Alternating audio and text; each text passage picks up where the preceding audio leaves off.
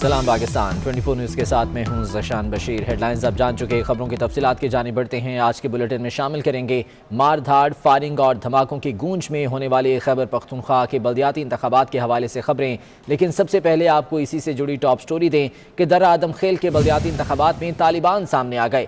طالبان نعرے لگاتے ہوئے سڑکوں پر آئے اور انہوں نے حملہ کر کے انتخابی کیمپ اکھاڑ ڈالے، عوام کو ووٹ نہ ڈالنے کی دھمکیاں دیں۔ طالبان نے برطانوی راج کے خلاف جنگ لڑنے والے قومی ہیرو عجب خان آفریدی کا مجسمہ بھی توڑ ڈالا۔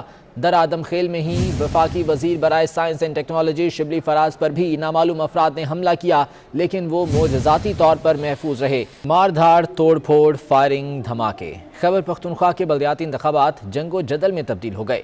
باجوڑ میں ووٹرز کی گاڑی کے قریب دھماکے سے 2 افراد جاں بحق ہو گئے۔ حملوں اور لڑائی جھگڑوں کے درجنوں واقعات میں 3 افراد جان سے گئے اور متعدد زخمی ہوئے۔ صحافیوں پر بھی تشدد کیا گیا۔ 24 نیوز کے نمائندے سے کیمرہ چھین لیا گیا۔ پیپلز پارٹی کے چیئرمین بلاول بھٹو زرداری کا کہنا ہے کہ پی ٹی آئی دھاندلی کی کوششوں میں گہرائیوں میں دفن ہو چکی۔ ڈیرہ اسماعیل خان میں اے این پی امیدوار کو پولنگ سے 1 روز پہلے قتل کر دیا گیا۔ پشاور میں پولنگ سے قبل پی ٹی آئی کارکن بیلٹ پیپرز پر ٹھپے لگاتے رنگے ہاتھوں پکڑے گئے۔ بلاول بھٹو زرداری کا کہنا تھا کہ پورا دن پی ٹی آئی کی جانب سے پولنگ سٹیشنز، عملے اور خواتین پر حملوں کی خبریں آتی رہیں۔ پی ٹی آئی نے تشدد اور دھاندلی سے انتخابی عمل کی حیثیت کم کرنے کی کوشش کی۔ دھاندلی کے خلاف الیکشن کمیشن کے ایکشن لینے کے منتظر ہیں۔ اور خیبر پختونخوا کے بلدیاتی انتخابات کے غیر سرکاری غیر حتمی نتائج آنے کا سلسلہ جاری ہے۔ پشاور سٹی کے 59 پولنگ سٹیشنز کا نتیجہ آ چکا ہے۔ جے یو آئی کے زبیر علی 11,812 ووٹ لے کر پہلے نمبر پر ہیں، جبکہ پی ٹی آئی کے رضوان بنگش 7,377 ووٹوں کے ساتھ دوسرے نمبر پر ہیں۔ تازہ ترین صورتحال جان لیتے ہیں، عثمان خان ہمارے ساتھ موجود ہیں۔ عثمان بتائے گا اب تک کون کون سے پولنگ سٹیشنز ہیں جہاں سے نتائج موصول ہو چکے ہیں اور کیا صورتحال مجموعی طور پر دکھائی دے رہی ہے؟ بہت شکریہ ذیشان۔ اگر ہم خیبر پختونخوا کے بلدیاتی انتخابات کی بات کریں تو اس وقت میں پشاور سٹی میں موجود ہوں، اور سٹی کی اگر میں صورتحال کی بات کروں تو اب تک 59 پولنگ سٹیشنز کا جو رزلٹ سامنے آیا ہے اس میں جے یو آئی کے جو امیدوار ہے زبیر علی وہ 11,000 کی لیڈ سے ہے، جبکہ پاکستان تحریک انصاف کے امیدوار رضوان بنگش 7,000 سے زائد ووٹ لے کر دوسرے نمبر پر ہے، جبکہ پاکستان پیپلز پارٹی کے امیدوار ارباب زرق جو ہے وہ 5,000 سے زائد ووٹ لے کر تیسرے نمبر پر، جبکہ عوامی نیشنل پارٹی کے جو امیدوار ہے وہ چوتھی پوزیشن پر آئے ہیں اور اب تک وہ 4,000 کے قریب جو ہے وہ ووٹ لے چکے ہیں۔ جبکہ اگر ہم پشاور کے دیگر تحصیلوں کی بات کریں تو اس میں جو دیگر تحصیلیں ہیں ان کے نتائج جو ہے وہ بھی آہستہ آہستہ آ رہے ہیں۔ ساتھ ہی ساتھ اگر ہم خیبر پختونخوا کے دیگر اضلاع کی بات کریں تو ٹانک میں اس وقت جے یو آئی اور پاکستان تحریک انصاف کے درمیان مقابلہ ہے۔ پاکستان تحریک انصاف اس وقت پہلے نمبر پر اور جے یو آئی دوسرے نمبر پر ہے۔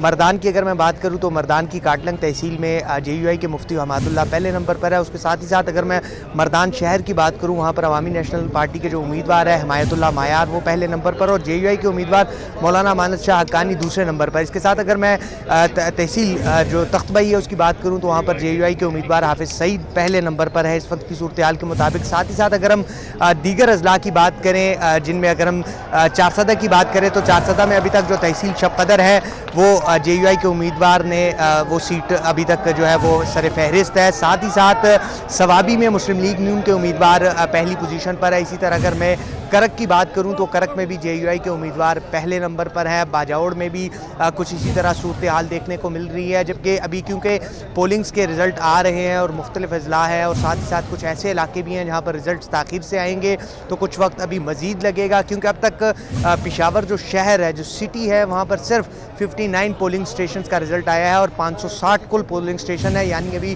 وقت لگے گا۔ مگر ابھی تک کی جو صورتحال ہے پشاور جو سٹی جو سب سے بڑی نشست ہے جس میں جو ہے وہ اب تک جے یو آئی کے جو امیدوار ہے وہ زبیر علی پہلے نمبر پر ہے، جبکہ جو دیگر اضلاع ہے وہاں پر بھی اسی طرح جو ہے وہ رزلٹس آنے کا سلسلہ جاری ہے، جبکہ تمام تر پارٹیوں کے جو نامزد امیدواران ہیں وہ اپنے اپنی جگہوں پر موجود ہے، کارکنان کی بڑی تعداد بھی موجود ہے۔ جس طرح رزلٹس آ رہے ہیں اور جو امیدوار کامیاب ہو رہا ہے تو وہاں پر ان کے کارکنان کی جانب سے خوشی کا اظہار کیا جا رہا ہے۔ ٹھیک ہے، نتائج موصول ہونے کا سلسلہ جاری ہے۔ عثمان بہت شکریہ تفصیلات سے آگاہ کر رہے تھے۔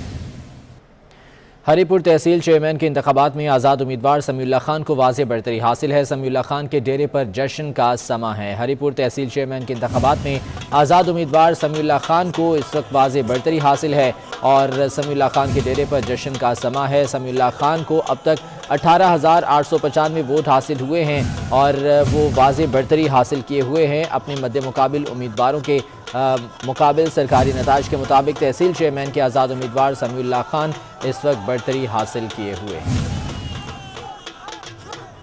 پاکستان نے افغانستان میں مالیاتی اداروں کی فوری بحالی وقت کی اہم ضرورت قرار دے دیا۔ وزیر اعظم عمران خان کا کہنا ہے کہ افغانستان میں انتشار پھیلا تو پوری دنیا پر اثر پڑے گا۔ OIC وزرائے خارجہ کانفرنس کے افتتاحی سیشن سے خطاب میں ان کا مزید کیا کہنا تھا، آپ کو دکھاتے ہیں۔ The world does not act. This will be the biggest man-made crisis which is unfolding. They must de-link the Taliban government from the 40 million Afghan citizens. Even if they've been in conflict with Taliban for 20 years. But this is a question of the people of Afghanistan. Unless action is taken immediately, Afghanistan is heading for chaos. Any government, when it can't pay its salaries of its public servants, hospital, doctors, nurses, any government is going to collapse. But chaos suits no one. It certainly does not suit the United States. ISIL is capable of international terrorism. And the only reason you can deal with it is if there's a stable Afghan government. Islamophobia really started reaching a dangerous levels after 9/11, when terrorism and Islam were connected, when terms like radical Islam came. اور وزیر خارجہ شاہ محمود قریشی کا کہنا ہے کہ افغانستان کے لیے اقدامات نہ کیے تو انسانی المیہ جنم لے سکتا ہے۔ OIC اجلاس کے بعد میڈیا بریفنگ میں ان کا کہنا تھا کہ OIC وزرائے خارجہ اجلاس میں مندوبین نے شرکت کی، سیکریٹری جنرل کے تعاون کے بغیر یہ اجلاس ممکن نہیں تھا۔ اگر افغانستان میں چیزیں غلط ہوئیں تو صرف افغانستان نہیں بلکہ ہمسایہ اور پوری دنیا کو اس کے نتائج محسوس ہوں گے۔ افغانستان کی مدد سب کی ذمہ داری ہے، پاکستان اکیلا کچھ نہیں کر سکتا۔ OIC افغانستان کی مدد کے لیے اقوام متحدہ کے ساتھ مل کر بھی کام کرے۔ پوری دنیا اور امت مسلمہ کو احساس ہونا چاہیے کہ افغانستان کی صورتحال کتنی حساس ہے۔ افغانستان کی صورتحال میں بہتری لانا عالمی برادری کی مشترکہ ذمہ داری ہے۔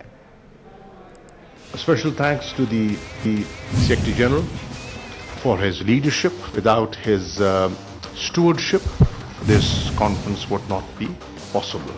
Focus is the 38 million people of Afghanistan. That's the focus.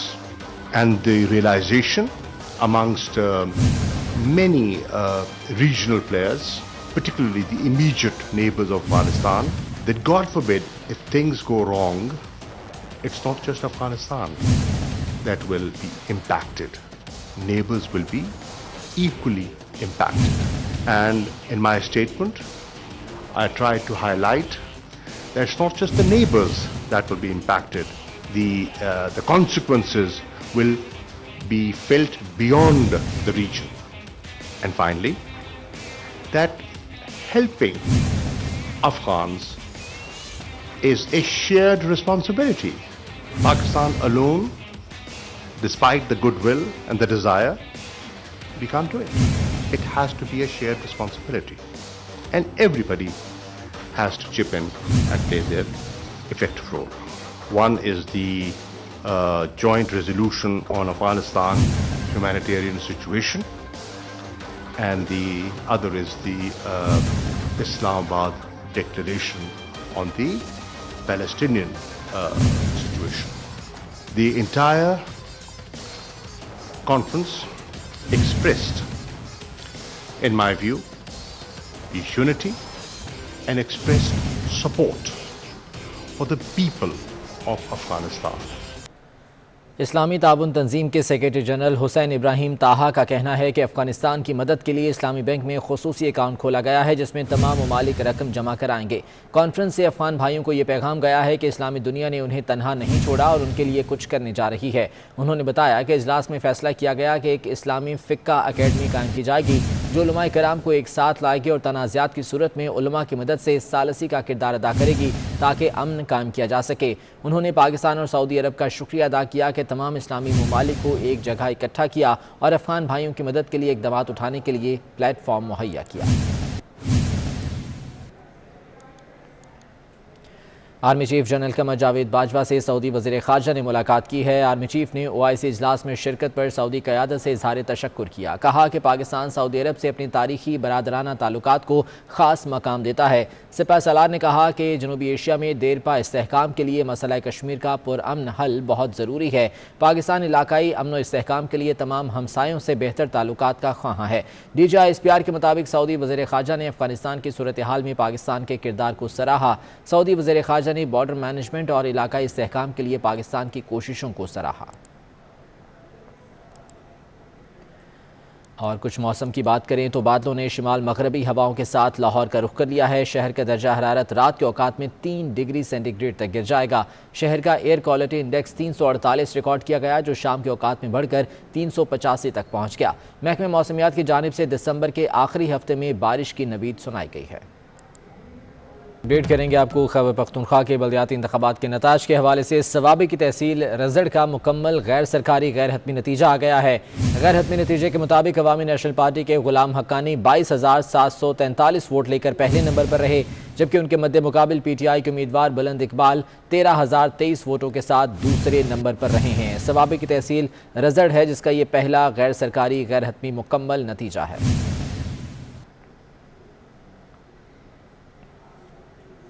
Speaker Punjab assembly Chaudhry Pervez الہی کا کہنا ہے کہ عمران خان اور PTI کے ساتھ اتحاد چل رہا ہے، بلدیاتی الیکشن میں بھرپور حصہ لیں گے۔ ان کا کہنا تھا کہ پیپلز پارٹی کے ساتھ ان کی کولیشن شاندار تھی۔ سیاسی طور پر آصف علی زرداری سب کو ساتھ لے کر چلنے کا تجربہ رکھتے ہیں۔ پیپلز پارٹی سرگودھا کے جنرل سیکرٹری چودھری وارث ندیم بڑاج، UC بھابرہ سے نون لیگ کے چیئرمین چودھری آصف رانجھا اور سابق چیئرمین چودھری محمد باطن رانجھا نے چودھری پرویز الہی سے ملاقات کی اور پاکستان مسلم لیگ میں شمولیت کا اعلان کیا۔ صدر مسلم لیگ سرگودھا ملک شکیل سکندر اور جوائنٹ سیکرٹری پنجاب چودھری یاسر لطیف وڑائچ بھی اس موقع پر موجود تھے۔ اور بجلی صارفین کے لیے ایک بار پھر سے بری خبر ہے کہ بجلی کے نرخوں میں 4 روپے 33 پیسے فی یونٹ اضافہ متوقع ہے۔ مزید جان لیتے ہیں، اویس کیانی ہمارے ساتھ موجود ہیں۔ اویس، ایک بار پھر سے مہنگائی کا جھٹکا دینے کی تیاری کر لی گئی؟ جی بالکل، ابھی گزشتہ ماہ ہی فیول پرائس ایڈجسٹمنٹ کے بعد میں 4 روپے 74 پیسے فی یونٹ جو ہے بجلی مہنگی کی گئی تھی، جبکہ حکومت پاور ڈویژن کے جو CPPA کا جو ادارہ ہے اس کی طرف سے 4 روپے 33 پیسے فی یونٹ تک کا مزید اضافہ جو ہے وہ مانگ لیا گیا ہے۔ 29 دسمبر کو جو ہے وہ سماعت ہوگی، نیپرا اتھارٹی میں اس کی سماعت ہوگی اور نومبر میں جو فیول پرائس رہی ہے جتنی بھی کیلکولیشن ہے اس کو دیکھا جائے گا اور اس کے بعد جو ہے یہ جو ہے پاس آن کیا جائے گا، اس کا فیصلہ دیا جائے گا۔ یقینی طور پر 4 روپے 74 کے بعد اب اگر 4 روپے 33 پیسے فی یونٹ کا اضافہ کیا جائے گا تو پھر جو ونٹر پلان جو حکومت کی طرف سے کہا گیا تھا کہ سستی بجلی ہم ٹھیک ہے اویس، بہت شکریہ اپڈیٹ کرنے کے لیے۔ اس بلیٹن سے اتنا ہی۔